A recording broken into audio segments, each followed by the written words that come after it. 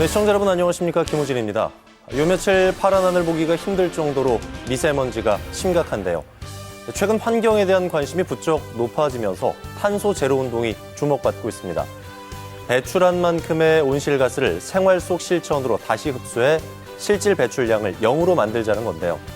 일회용 용기 대신 다회용 용기를 사용하는 용기내 챌린지, 불필요한 메일을 정리하는 메일함 비우기, 종이 대신 전자영수증 이용하기 같은 생활 속 작은 실천으로도 가능하다고 합니다. 거절하고 덜어내고 비우고 또 줄이고 지구 환경을 위해서라도 더 나아가 보다 나은 인간의 삶을 위해서라도 쉽지 않지만 꼭 필요한 일들인 것 같습니다. 강원도의 오늘과 소통하는 생방송 더 인사이드 시작하겠습니다.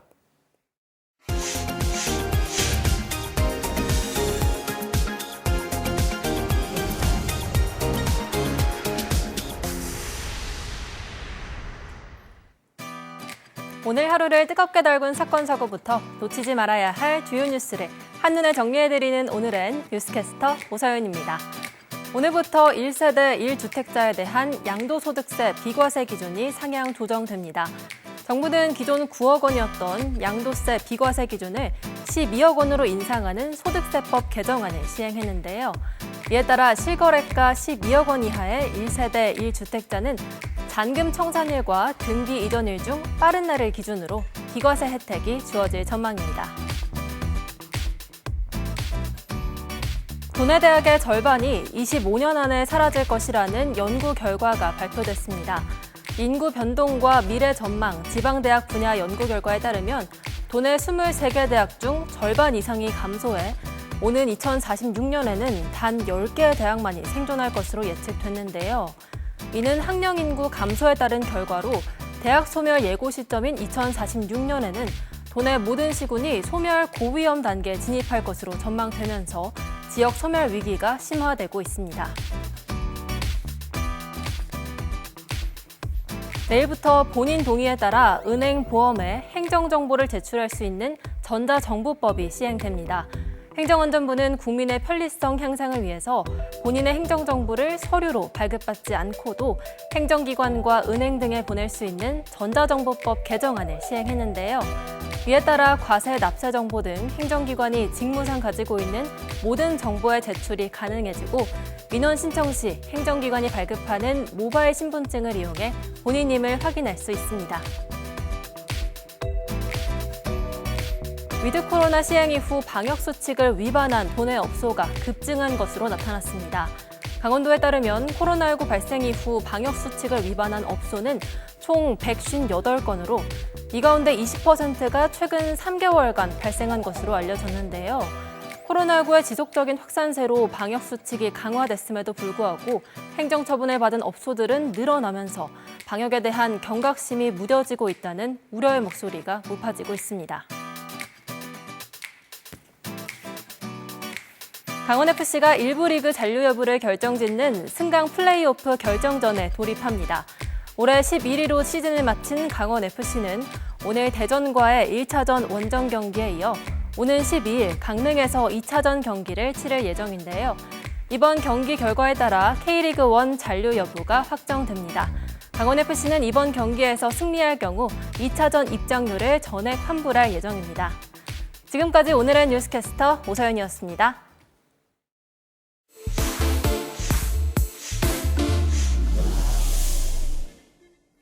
네, 계속해서 한 주간의 뜨거운 이슈와 현안을 취재 기자와 함께 정리해보는 시간입니다. 송혜림 기자 어서 오십시오. 안녕하십니까. 자, 이번 주부터 거리 두기가 다시 강화가 됐네요. 네. 어떤 부분이 좀 바뀌었습니까? 그렇습니다. 우선 이 사적 모임 인원 규모가 좀 조정이 됐습니다. 네. 수도권은 6명까지 그리고 비수도권은 8명까지 모일 수 있게 됐고요. 다만 이제 예외적으로 좀 허용되는 경우도 있습니다. 기본적으로는 거주 공간이 같은 가족인데요. 일시적으로 주말 부부를 하고 있다거나 기숙사 생활을 하는 자녀 등도 포함이 됩니다. 예. 또 만 12세 이하의 아동이나 노인, 장애인 등 돌봄이 필요한 대상들도 좀 예외고요. 실외 스포츠 경기장에서 스포츠 경기 진행을 목적으로 모이는 경우에도 예외를 두고 또 이 경우에는 모임 인원 제한을 두지 않기로 했습니다. 방역 패스 적용 지침도 바뀌었죠. 방역 패스 없으면은 학원이라든가 영어관 출입도 어렵다고 들었는데 어떤 부분이 바뀌었어요? 그렇습니다. 이 정부는 이른바 백신 패스, 방역 패스랑 같은 말인데요. 예. 이를 도입하고 의무로 적용해야 하는 시설들을 좀 늘린 겁니다. 백신 미접종자들의 그런 출입을 좀 강도 높게 제한하겠다는 취지인데요. 이 원래는 유흥주점이나 뭐 클럽, 나이트, 노래방 등의 유흥시설을 중심으로 좀 제한을 했었다면 좀 새롭게 적용되는 장소들이 늘었습니다. 앞서 말씀해 주신 것처럼 식당과 카페를 포함해서 영화관, 또 공연장, 독서실, 스터디 카페, 박물관, 미술관, 그리고 도서관 등이 추가로 포함이 됐습니다. 우선은 이 시행일로부터 한 4주 동안, 그러니까 내년 1월 2일까지 적용하겠다는 방침인데요.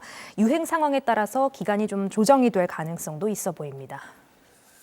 그 내년 2월부터는 소아청소년도 방역 패스 대상이 되잖아요. 맞습니다. 백신 의무화가 아니냐 이런 뭐 네. 반대 여론도 많은 것 같은데 어떻게 봐야 될까요? 네, 그렇습니다. 말씀해 주신 것처럼 지금으로서는 사실상 백신 의무화가 아니냐라는 예. 거센 반발이 좀 일고 있습니다. 정부는 청소년 유행을 차단하기 위해서 12에서 18세도 방역 패스를 적용하겠다는 방침인데요. 다만 이들은 접종 시기가 아니었기 때문에 유예 기간을 한 8주 정도를 두고 내년 2월 1일부터 시행하겠다는 방침입니다. 여기에서 사실 이제 문제가 발생하는데요. 앞서 말씀드렸다시피 학원과 도서관, 또 스터디 카페 등의 장소에도 이 방역 패스, 이른바 백신 패스가 도입이 되면서 일부 학생들과 학부모들은 학습권 침해라고 반발하고 있습니다. 학부모들은 결국 학원에 못 가면 뭐 과외를 하란 거냐 뭐 이렇게 반발을 좀 하고 계신데요. 예. 학원연합회에서도 반발이 이어지고 있습니다. 강원도 특성상 소규모 학원이 많은데 백신을 맞지 않은 학생들이 그만두기라도 하면 이 원장들이 타격을 입을 것을 좀 우려하고 있는데요. 네. 이들은 정부 방침이 개선되지 않을 경우 집단 행동에도 나서겠다고 예고했습니다. 아무래도 학생들이다 보니까 백신 접종을 할 경우에 네. 출결 처리라든가 내지는 그 백신 접종이 시험 기간하고 겹칠 때 어떻게 처리가 되는지 궁금할 것 같아요. 안내 좀 해주세요. 네, 맞습니다. 이를 위해서 강원도 교육청은 우선 수요 조사를 벌이고 있습니다. 네. 몇 명이나 맞으려고 하는지, 또 맞게 되면 어디서 맞고 싶은지 뭐 이런 내용의 수요 조사를 벌이고 있는데요. 이 조사가 마무리되는 대로 시험 날짜 등과 조율을 해서 일괄로 접종을 할 계획이라고 밝혔습니다. 현재까지 알려진 내용에 의하면요. 학교보다는 좀 보건소나 그런 기관에 가서 맞는 것을 좀 선호하고 있는 것으로 알려졌습니다. 아마 그래서 맞게 되는 학교별로는 좀 다를 겁니다. 예. 방법이라든지 장소가요. 근데 도교육당국이나 보건당국은 지자체와 긴밀히 협의해서 맞는 시기와 장소 등을 조율하겠다고 밝혔습니다. 그 백신 접종이 의무화는 아니죠. 하지만 네. 정부에서는 최근에 적극 권고로 입장을 바꿨는데 어쨌든 전면 등교하고 있는 상황인데 백신 접종을 거부하기는 좀 상황이 어려운 것 같아요, 현실적으로. 오늘 오전 이 민병희 교육감과의 차담회가 있었습니다. 네. 그 자리에서 이제 민 교육감이 설명하기를 이제 무상급식을 좀 예를 들었었는데요. 이 무상급식도 실시하기 전에 학생들을 밥 먹는 데 있어서 눈치 보게 하지 않겠다라는 취지로 도입을 해서 이제 끝맺었던 것이다. 이렇게 하면서 이제 운을 뗐습니다. 예. 이와 관련해서 이제 백신 접종에 있어서도 학생들이 가급적이면 다 맞으면 좋겠지만 본인이 안 맞겠다고 하면 이제 그런 것들로 인해서 불이익이 최대한 가지 않도록 예. 교육적 배려를 하겠다라고 설명했는데요. 또 시도교육감협의회에서도 이 백신 패스 적용 기간 등을 좀 조율해 줄 것을 건의해 둔 상태라고 밝혔습니다. 네. 다만 학교에는 방역 인력들이 항상 상주하면서 관리를 하고 있지만 학원은 개별적인 부분으로 지금 관리를 하고 있기 때문에 이를 고려한 조치라고 설명하면서 근본적으로는 교육부의 방침에 동의한다고 밝혔습니다. 전면 등교 상황입니다. 하루 종일 마스크를 쓰고 이제 학교에서 일상 회복을 위해서 노력하고 있는 아이들인데 모쪼록 이 백신 접종에 대한 전문적이고 신중한 검토가 좀 있어야 되지 않나라는 생각이 듭니다. 송혜림 기자, 잘 들었습니다.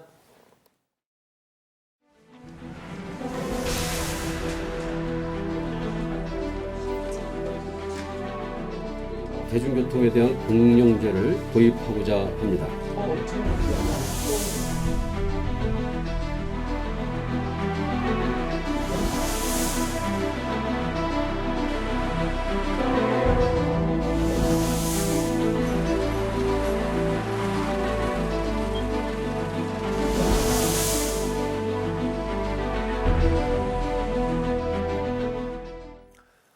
네, 이재수 춘천시장이 시내버스 공영제 도입을 공식 선언한 이후에 정치권의 반응이 많이 엇갈리고 있습니다. 결정의 적절성은 물론이고요. 구체적인 예산이나 운영 방식까지 첨예하게 의견이 대립되고 있는데요. 오늘은 이 문제 집중적으로 다뤄보도록 하겠습니다. 춘천시의회 더불어민주당 김은석 의원, 춘천시의회 국민의힘 김운기 의원과 함께 얘기 나눠보겠습니다. 어서 오십시오. 예, 반갑습니다. 네. 오늘 춘천시의회에서 내년 관련 예산에 대한 개수 조정이 있었는데 어떻게 여야 간 좀 조율이 됐는지 모르겠습니다. 김은석 의원님. 네, 방금 전에 이제 원안 통과가 되었는데요. 예. 좀 아쉽게도 뭐 100% 우리가 합의에 이르지는 못했습니다. 그래서 여야 간의 의견 차이들이 있었습니다만 이제 원안 가결된 거 되었습니다. 근데 오늘 이제 한 것은 상임위 예비 심사고요. 중요한 거는 이제 또 모레부터 시작되는 예. 다음 주 목금까지 되는 그 예산결산특별위원회 본심사가 남아 있습니다. 그래서 거기에 결과까지 좀 지켜봐야지 될 것 같습니다. 네. 김은기 의원님 계속해서 조율해 나가야겠죠? 예, 계속 조율은 해야 되는데 뭐 예상대로 그냥 원안 통과가 됐고 이번 예산에는 지금 문제가 되고 있는 버스 공영제 관련한 용역 예산도 들어가 있습니다. 네. 그래서 거기에 대한 절차 문제 또 여러 가지 제반 여건들에 대한 문제에 대해서 제기를 했고 그거에 대해서 저는 반대를 했는데 또 뭐 수가 아무래도 국민의힘이 좀 적다 보니까 예. 또 원안 가결이 된 것 같습니다. 춘천시의회 국민의힘 의원들의 경우에는 공영제 반대를 하는 1인 시위도 하고 있었는데 현재도 예. 하고 있나요? 지금 현재는 못 하고 있습니다. 회기가 이제 진행이 됐기 때문에 못 그렇군요. 하고 있습니다. 반대 이유를 먼저 좀 들어볼게요. 저희가 그것을 반대를 한 이유는 한 3가지 정도로 말씀을 드리고 싶습니다. 우리 네. 시민분들께. 네. 첫 번째는 아무래도 우리가 사업을 하려면 재정 문제가 가장 문제라고 생각이 되는데요. 예.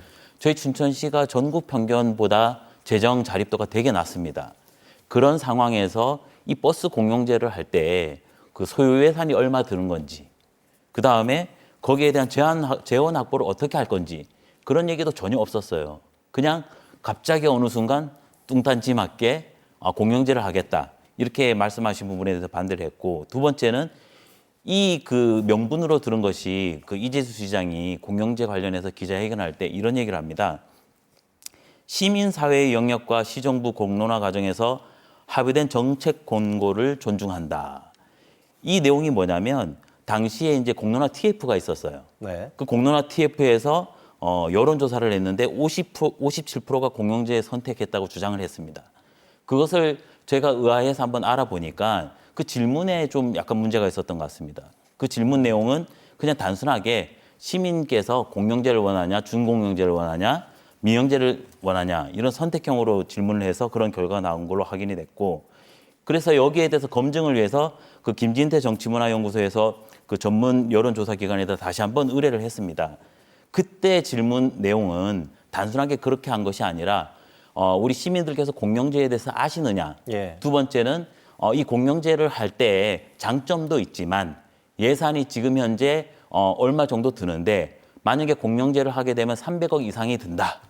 이렇게 해도 우리 시민께서는 공영제에 대해서 찬성을 하시겠느냐라고 질문을 드렸을 때 시민들 70% 이상이 반대를 했습니다.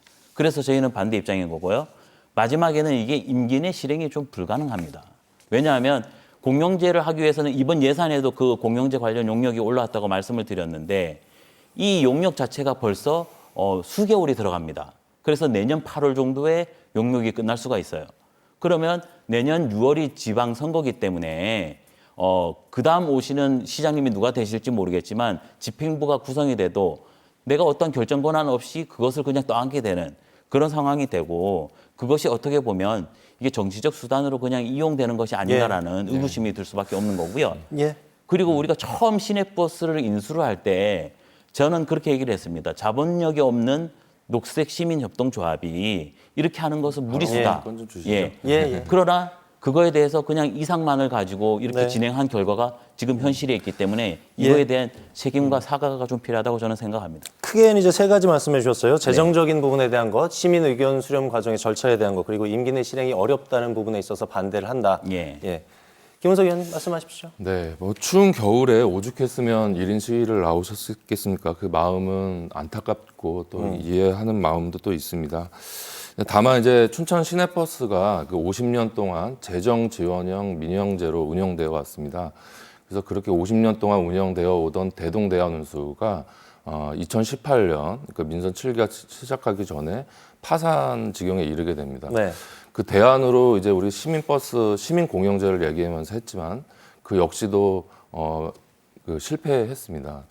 근데 우리 그 전국적으로 봐도요, 이 버스가 이제 민영제 방식으로는 도저히 움직일 수 없는, 실질적으로 2002년도에 김대중 대통령 시절부터 이런 재정 투입이 민영제지만 공영제에 준하는 재정 투입이 이뤄지고 있었습니다. 그 이유는 계속 자동차들이 늘어나고 버스 이용만 가지고는 이 버스 회사가 수익을 낼 수 없는 구조가 되어 왔던 거죠. 그런데 이것을 공영제로 당장 갈 수 없으니 이 민영제를 혼용하면서 거기에 재정 투입을 계속 늘려왔던 겁니다. 그래서 때문에 지금 우리 춘천시 같은 경우도 전체 버스 비용의 한 90% 이상을 재정 지원을 예. 하고 있는 것이죠. 그래서 대동대한운수가 파산한 이후에 그 대안으로 얘기했던 시민공영제마저 지금 파산을 해서 이제는 시가 적극적으로 이것을 운영할 수 있는 방법밖에 없다. 그렇지 않다면 시내버스를 세워야 되는 것인데 아무리 버스 이용률이 낮아졌다고 하더라도 우리 춘천의 유일한 대중교통수단인 이 시내버스 문제에 대해서 이제 춘천시가 이제 경제적인 논리만 가지고 보면 뭐 어떤 수익이나 재정 투입이 많아 보일 수도 있습니다. 네. 근데 이것을 교통복지의 관점, 이제 기후변화 시기에 이런 포스트 코로나 시기에 이런 대체 교통수단의 관점에서 보면은 이 재정 투입이 많이 들어가 보이지만 또 기대되는 효과들도 있다. 그렇기 예. 때문에 이제는 불가피하게 공영제를 논의해야 되고 시작을 할 수밖에 없는 시기다라는 생각을 가지고 있습니다. 네. 김은기 의원. 논의는 얼마든지 할 수가 있죠. 네. 근데 이거는 논의가 아니라 그냥 공표를 해버린 거고 네. 그런 논의는 벌써부터 해왔어야 되는 거고요. 저희가 생각할 때는 벌써 3년 6개월이 지났거든요. 그때 당시에 2018년도에 대동대한운수가 파산이 직전까지 갔었을 때 그때가 어떻게 보면 공영제를 할 수 있는 적기였어요. 왜냐하면 전혀 대안이 없었거든요. 예. 지금 김은석 의원님께서는 이 그 버스 자체가 적자를 볼 수밖에 없다라는 구조를 얘기를 했습니다. 저도 그것에 대해서는 인정을 합니다. 그래서 현 시장님께서 어떻게 했냐면 수익 노선과 비수익 노선을 나눠놨어요. 그러면서 시민들께서 엄청나게 불편이 가중이 됐죠. 그래서 거기에서 18개 노선이 수익 노선이라고 했고 30개 노선을 비수익 노선으로 해서 그 30개는 시가 안았습니다. 어떤 이름으로 안았냐면 마을버스라는 이름으로 안아버렸습니다. 그래서 그거에 대해서는 저희가 당연히 지원이 돼야 되는 부분이고 수익 노선이 실질적으로 2019년도에는 수익이 났습니다. 근데 전체 그 회사의 어떠한 손익 계산서상 그 단기 순이익이 난 것이 아니라 매출과 매출 원가에서 수익이 났어요. 근데 2020년도에 코로나가 닥친 겁니다. 그러니까 그런 여러 가지 경제 상황 속에서 그런 손실이 난 것이지 그것이 무조건 그렇게 된 것은 아니다. 그리고 네, 이제. 지금 90억 저한테 이상을 발언 기회를 우리가 좀 주시죠. 잠깐만요. 네. 제가 좀 하고 네. 그다음 하시면 될 것 같아요. 말씀하세요. 90억 이상을 저희가 재정 지원을 하는 것도 사실은 명분이 확실치가 않습니다. 왜냐하면 그 기존에 저희가 이제 재정 지원을 할 때는 기존에 20몇 억씩 하고 전체 그 공적 손실까지 합해서 60억 정도밖에 하지는 않았어요. 네. 근데 수익 노선과 비수익 노선을 나눠놨는데 비수익도 우리가 안고 오고 수익 노선에서 손실이 났다고 해서 우리가 또 지원을 하고 그런 상황이 된다는 것은 좀 말이 안 되는 것이죠. 네. 그 정도 정리를 하고요. 김은석 네, 의원님. 그렇기 때문에 우리가 이제 공영제로 그 당시에 지금도 찬반이 이렇게 갈리는데 바로 그렇죠. 공영제로 가기가 부담이 있었던 거죠. 그 시민의 의견을 더 들어야 되는 부분들도 있고요. 그러면 민영제에서 어떻게 이 회사가 존속할 수 있고 시민의 발로 할 수 있는 것인가에 대한 관점에 봤을 때 기존의 대동대한운수, 그러니까 큰 버스가 마을 곳곳을 다니는 이런 구조로는 해법이 없었던 거예요. 그러니까 적자 노선과 비수익 노선을 나눠놨음에도 불구하고 계속 적자 구조가 이어지는 이 버스 민영제로는 도저히 이제 답이 나오지 않는다. 이런 결론에 이를 수밖에 없었다는 생각이 들고요. 그리고 제가 그 노조원들과 또 그 회사 측과 또 시민들도 이렇게 만나봤습니다. 지난번에 이 공론화를 위한 그 시민협의회도 제가 몇 달간 계속 참여를 해서 그 당사자분들의 얘기를 좀 들었고요. 그 공론화의 찬반들이 또 있었어요. 그리고 그 시민협의회 결론으로 그러면 다시 한번 시민들의 의견을 들어보자라고 했던 게 공론화위원회입니다. 그럼 이번에 예산이 온 것은 뭐냐? 그러면 공영제의 방향성을 가지고 공영제도 여러 형태가 있을 수 있습니다. 뭐 우리가 신안군이나 정선군 사례를 얘기하는데 우리 춘천시하고는 또 안 맞는 부분들도 있기 때문에 우리의 적합한 방식이 무엇일 것이냐라는 부분들을 이번에 용역을 하겠다는 것이고 예. 그 과정 속에서 시민들의 의견들을 좀 듣겠다. 예. 이번에 예산의 취지가 그러기 때문에 이거는 뭐 시장이 뭐 재임을 하느냐 아니냐의 문제를 떠나가지고 지금 당장 시작을 해도 늦는다라는 생각을 합니다. 그 전체적으로 의견 수렴 과정을 계속해서 거쳐 가야 되겠지만은 뭐 일단은 통과가 된다는 전제하에 한번 얘기를 해볼까요? 의견이 뭐 팽팽하게 맞서고는 있는데 어쨌든 과제도 많을 것 같거든요. 버스 공영제 도입을 위해서 그러면 김은석 의원님은 전제 조건은 어떤 게 있다고 제가 보시는지요? 방금 전에 말씀드렸지만은 네. 공영제도 여러 형태가 있습니다. 첫 번째는 직영하는 방식입니다. 네. 이럴 때 이제 시민들께서 버스 기사들이 공무원 되는 거 아니냐 이런 말씀들을 하시는데 직영제의 방식이 있고 또 공사공단을 통한 위탁 방식이 있을 수 있습니다. 예. 그리고 재단 설립을 통한 위탁 방식이 있을 수 있고요. 또 그 혼영할 수 있는 부분 공영제나 이런 방식들도 이론적으로는 나옵니다. 예. 그리고 정선군과 신안군의 사례도 있고 또 화성시의 사례도 있습니다. 근데 이게 우리 춘천시의 도농복합 지역인 춘천시에 맞을 것인가는 굉장히 신중해야 된다는 것이죠. 그리고 당장 일시에 이전할 것이냐 아니면 어떤 단계로 이전할 것인가에 대한 검토들이 좀 돼야 됩니다. 예. 말씀드렸듯이 재정 부분들도 우려는 됩니다. 약 한 지금 120억 정도의 그 재정 투자를 대고 있는데 초기 인수 비용까지 하면은 초기에는 좀 많이 들어갈 것 같습니다. 2~3배 정도 들어가고 그것이 안정화 단계에 가면은 지금보다는 많지만 현격히 많은 정도는 아닐 것이다라는 예측들도 있고요. 그러면 그런 시뮬레이션을 좀 다 돌려보고 그리고 우리 시민들에게 어떤 공영제의 방식이 적합할 것인가 또 좀 물어봐야 될 것 같습니다. 그래서 네. 그런 수기 과정들을 더 해 나가야 되고 뭐 당장 내년부터 시작을 하겠다 이런 자세가 아니라 찬찬히 좀 준비를 해가지고 한번 내후년이라든지 뭐 이렇게 할 수 있는 로드맵을 그려가는 것이 굉장히 중요하다 이렇게 보고 있습니다. 운영 방식을 잘 선택을 해서 운영 방식을 효율적으로 해서 예산을 좀 줄여보는 게 맞습니다. 예, 장기적인 어떤 플랜이신 것 같은데 어떻게 보고 계세요, 김은기 의원님? 저는 솔직히 그 MC님께서 말씀하신 그 전제가 네. 상당히 저는 좀 상당히 리스크가 크다라는 말씀을 좀 드리고 싶어요. 예. 왜냐하면 지금 현 상태가 시의 재정이라는 것이 어느 순간 갑자기 도깨비 방망이처럼 딱 이렇게 나오는 게 아닙니다. 예. 지금 현재 춘천시 재정 자립도 추이를 보면요. 18년도에 24.6%입니다. 이게 결산 기준이에요. 예산 기준도 아니고 결산 기준으로 19년도에 18.7%, 20년도에 15.9%. 그러니까 이게 재정 자립도는 자꾸 내려가고 있는데 공영제를 하면 얼마 들지도 모르는 상황에서 다른 지자체 사례를 보면 용역을 해서 예상보다 상당히 많은 금액들이 들고 있거든요. 그런 상황에서 그런 문제도 있고 사실은 시에서 2019년도에 용역을 한번 했습니다. 1억 이상을 들여서 용역을 했을 때 민영제가 맞다라고 그 용역 결과에 나왔어요. 그러면 민영제가 맞다라고 하면 시에서는 그것을 참고로 해서 어떻게 해야 되냐면 다른 민영 회사를 미리 좀 대안으로 마련을 했어야 됐어요. 왜냐하면 2019년도에도 처음 첫 단추부터 잘못 끼워진 춘천 녹색시민협동조합의 인수로 인해서 그 춘천 시민버스는 자본 잠식 상태에 있었습니다. 시에서 그런 자본 잠식 상태에 있는 회사에다가 시민의 발을 맡기는 것은 그 자체가 벌써 자기 직무유기라고 생각을 하고요. 예.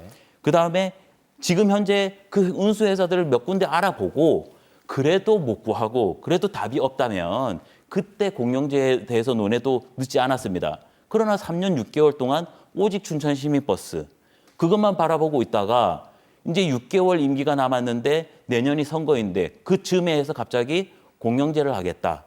시민분들께서 아실 거라고 생각합니다. 지금 우리 재정 자립도가 정말 전국이 40% 이상 평균인데요.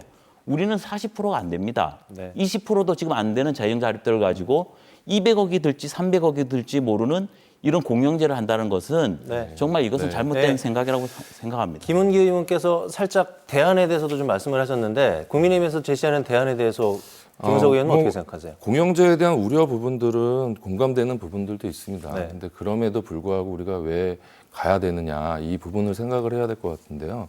우리가 민영제를 50년 동안 진행을 해오면서 계속 버스 요금은 계속 상승해 왔단 말이죠. 억제를 하려고 하더라도 우리 시 재정이 90%를 넘어가는데도 민영제 하에서는 버스 요금들이 계속 올라가고 또 고용 환경이 불안정하다 보니까 이 버스 기사님들이 시간을 맞춰서 무리를 하게 되는 거죠. 그렇다 보니까 난폭 운전이나 불친절 문제가 계속 예. 나왔고, 그리고 수익이 나지 않는 곳은 민영제에서는 잘 안 가려고 합니다. 그렇다 보니까 벽지 노선에 대해서는 버스가 들어가지 않으니 그 교통권에 대한, 이동권에 대한 침해들이 있었던 것이고요. 근데 공영제가 한다고 해서 이것이 일시에 바뀐다는 기대는 하는 것은 무리일 수도 있겠지만은, 공적 영역에서는 좀 다른 관점으로 볼 수 있을 것이다.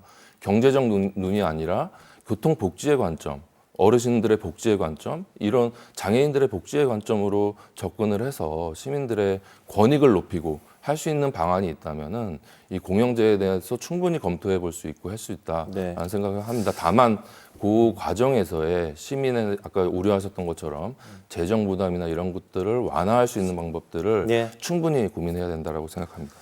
끝으로 정리 말씀 좀 한마디씩 짧게 듣도록 하겠습니다. 김은기 의원님. 네, 일단 그 서두에서도 많은 말씀을 드렸지만 우리 시민들께 편하게 하기 위해서 뭘 해드리지 못하겠습니까? 그러나 그 모든 것에는 재정이 필요한 거고, 지금 현재 그 시의원으로서 시 재정을 살펴본 결과로는 상당히 무리수가 있다. 단지 방금 김은석 의원이 말씀하신 그 재정 부담을 국가에서 좀 많이 지게 한다든가 그런 방안이 도출되지 않는 이상은 현재는 힘들고, 그리고 우리가 공영제를 하게 됨으로써 우리 시민분들께 기존에 들어갔던 복지 혜택이라든가 여러 가지 사회 서비스가 줄어들 수밖에 없습니다. 예산은 한정돼 있고 어느 한 부분이 늘어나게 되면 풍선 효과로 이것은 줄어들 수밖에 없다라는 것을 시민들께서 좀 인지해 주시고, 네. 예산은 얼마가 들지 아무도 모릅니다.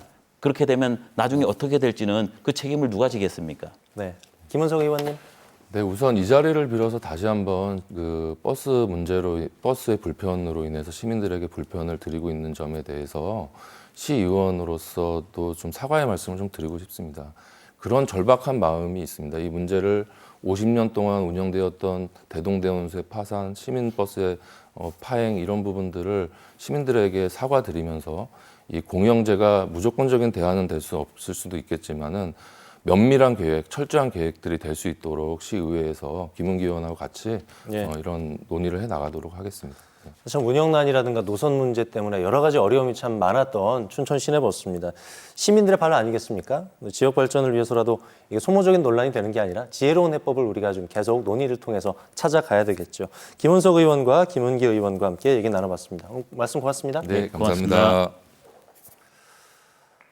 자, 생방송 더인사이드 오늘 준비한 소식은 여기까지입니다. 저희 내일 저녁에 다시 찾아뵙겠습니다. 편안한 저녁 보내십시오. 고맙습니다.